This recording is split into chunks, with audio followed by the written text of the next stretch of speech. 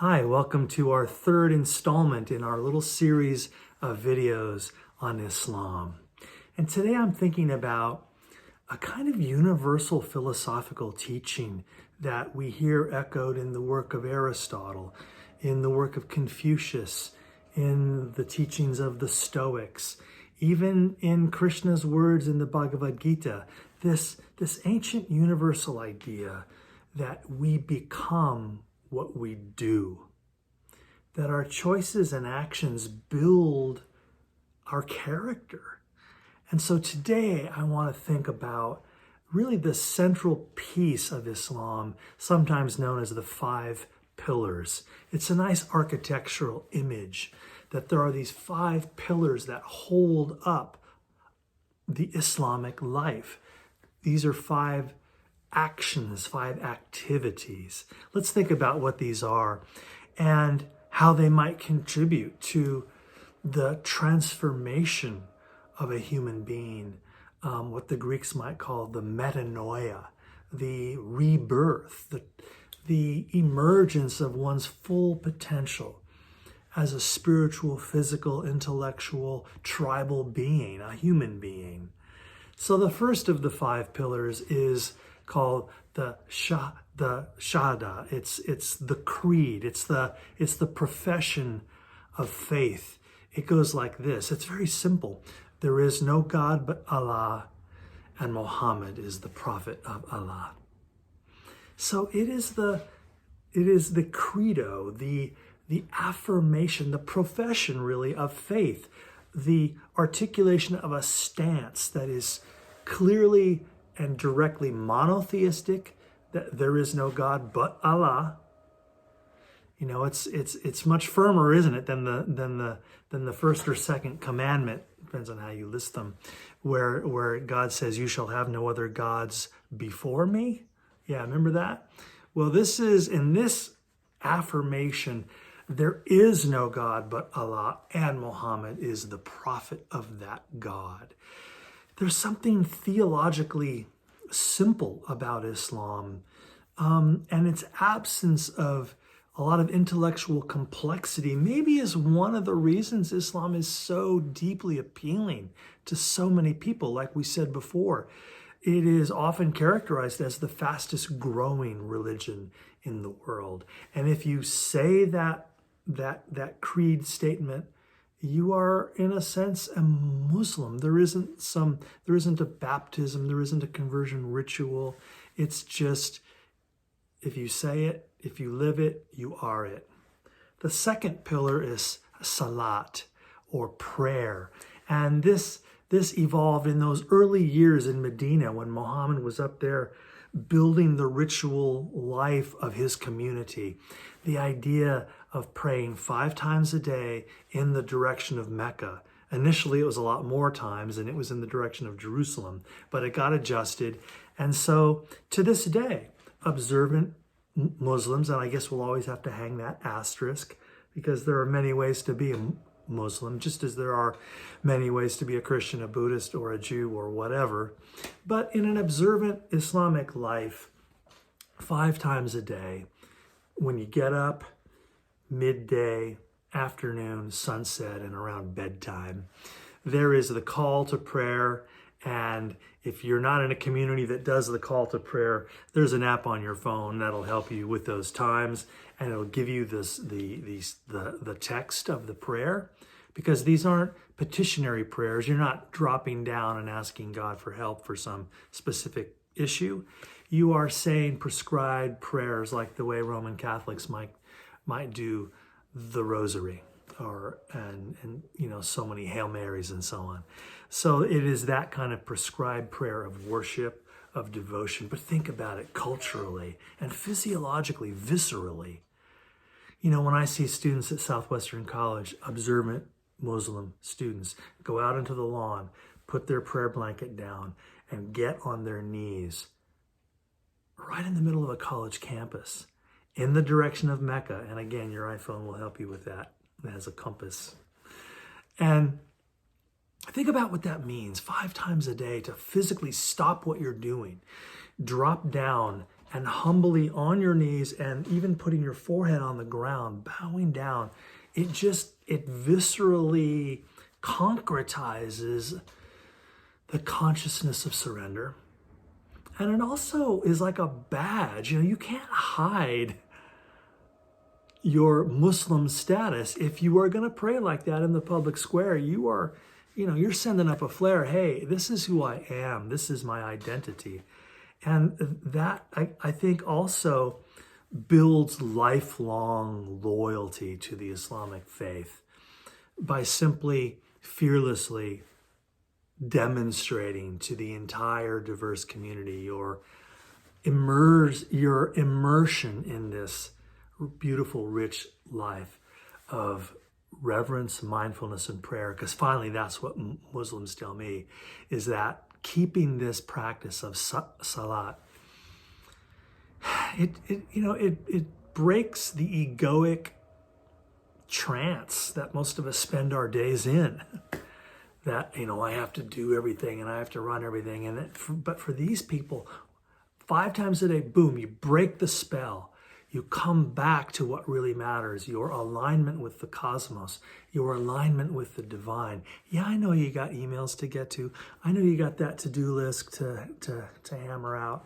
But for now, let's step back into just being. It's like taking a Sabbath 5 times a day. And it's a beautiful, powerful way that Muslims connect with each other, identify themselves to the community, and deepen further and further into that lived consciousness of living the God-centered life, of being immersed in the divinity of the cosmos. The third pillar is Zakat, and that is almsgiving. Look, this is a universal practice in the world's religions, isn't it? To give back what you have been given, to keep it circulating. And the understanding that every dollar you have anyway isn't really yours, it's on loan from Allah. I mean, think about it. None of us really owns anything. When we die, in an instant, it becomes somebody else's property. This whole business about private property and ownership, it's kind of a sham. It's kind of a game. It's kind of an illusion. And so in the consciousness of Zakat, in the consciousness of almsgiving, built into Islamic culture is this idea of our moral obligation to see to it that those that have less from us have a shot at surviving this life and letting them have some of what we have so graciously been given, much of it through no effort of our own. As I mentioned, this is a pretty universal idea. In the old Hebrew Bible, in the Torah, there are passages about, when you're harvesting your crops, leave 10% of the crop in the field around the edges so that the orphans and the widows and the aliens may eat them. And when you harvest your olives from your olive tree, the Torah says, don't shake the tree to get all the last olives out. Leave them up there. Again, for homeless people, for hungry people to eat. This idea of tithing, and in many traditional cultures, 10%. So those percentages are going to vary all over the place. But that's a core pillar in Islamic life. The fourth pillar is called Sawm, and that is the ritual practice of fasting from dawn to dusk for the entire month of Ramadan, the 9th month on the Islamic calendar. And being a lunar calendar, like the Jewish calendar, the month of Ramadan moves around our dominant culture. Sometimes it's in May, sometimes it's in October. You can look that up quite easily. But it's good to know, if you are not a Muslim, it's good to know when Ramadan is happening. Because for that month, observant Muslims, again, are going to abstain from drinking water or eating food at all from sunrise to sunset. So traditionally they'll get up an hour before sunrise and drink some water and have a light meal, but then to go all day long without eating or drinking until sunset, and then to gather and have again, very simple food and drinking of some water. This is not an austerity practice. I think of it more as just a period of, again, to make an analogy with Christianity, a period of Lent, but a lot more severe than Lent. You don't just give up chocolate or something. You give it all up. And my Muslim friends who practice this tell me that really this is a profoundly spiritual, reflective practice. When Jesus was baptized by John the Baptist, he went into the desert and he fasted for 40 days and 40 nights.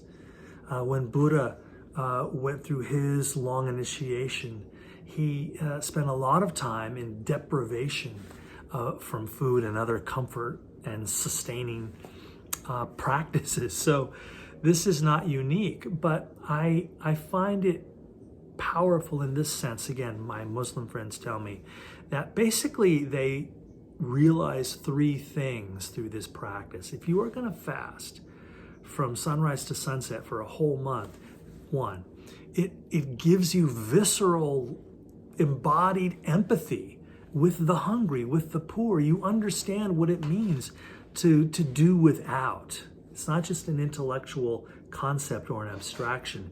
You're feeling it in your gut, how hard it is to not have what the body requires.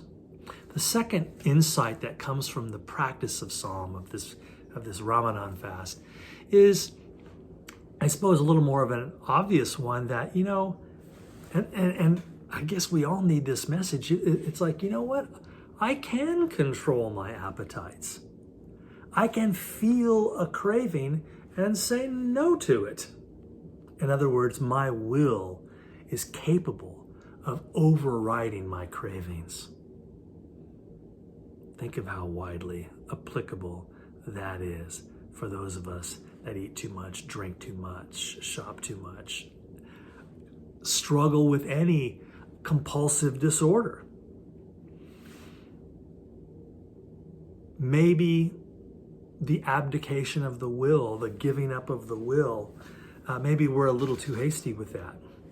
The third insight that comes from Sawm, and this one's, I think, the most cosmic and grand, is that when you do without for that long, you, again, viscerally realize, you physically feel and realize that you are not the source of your life, that you do not create your own life. So a fellow like me that goes around eating all the time whenever I feel like it, I never get that message.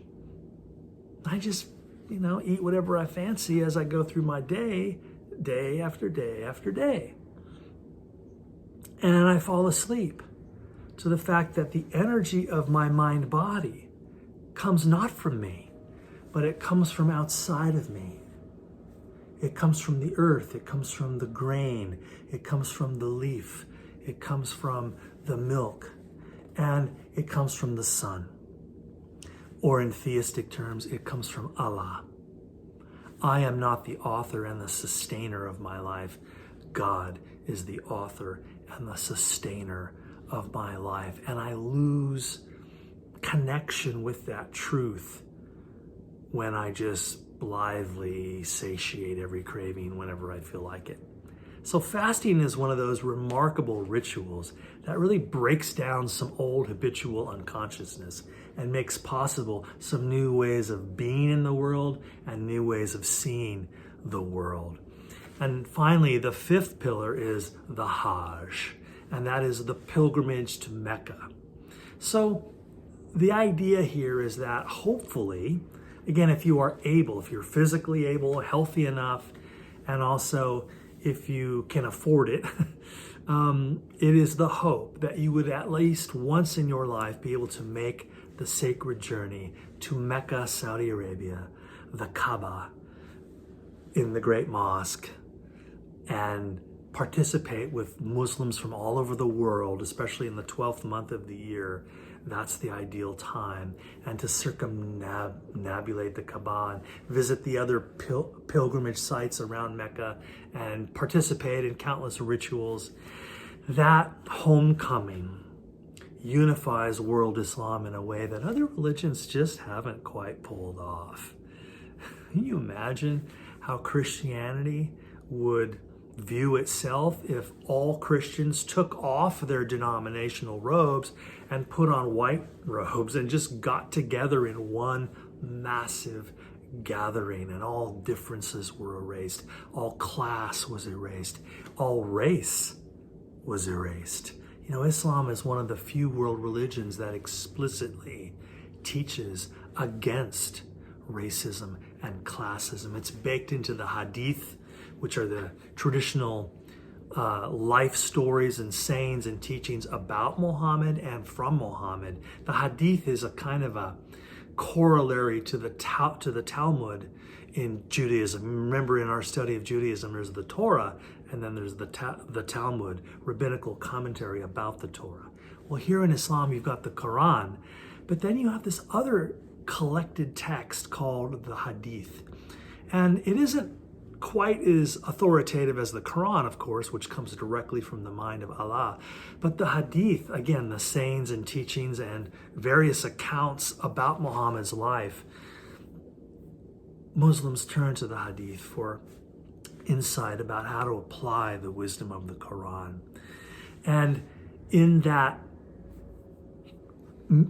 collection of wisdom in Islam from the Quran or the Hadith, there is this idea that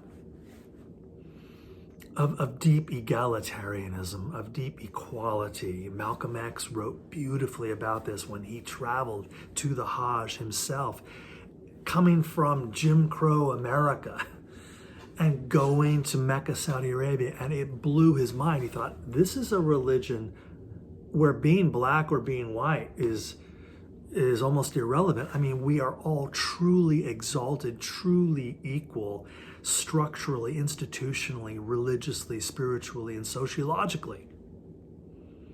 And he brought that home to, early 60s United States, and what he saw, of course, made him realize, boy, we really have a long way to go in the United States to get to that kind of egalitarian aspiration.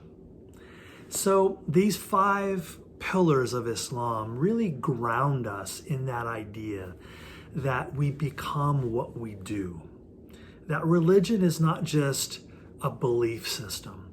Religion is not just my little inner secret, my little opinion about the nature of the cosmos, my metaphysical theory. Religion is something that you put at the center of your life, you make it public, you and your family and your community live in accord with its principles and its ideals and its teachings and its practices. And thereby, we support one another in what Buddha called the Sangha, the community, in our collective journey toward living more authentically the God-centered life, and thereby manifest the ideal of the very word itself, Islam, to receive and to experience the deep wellness, equanimity, serenity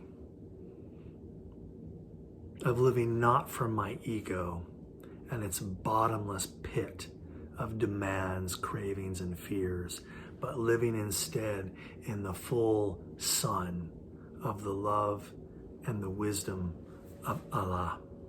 That's the promise of the spiritual core of Islam, the joy of the God-centered life.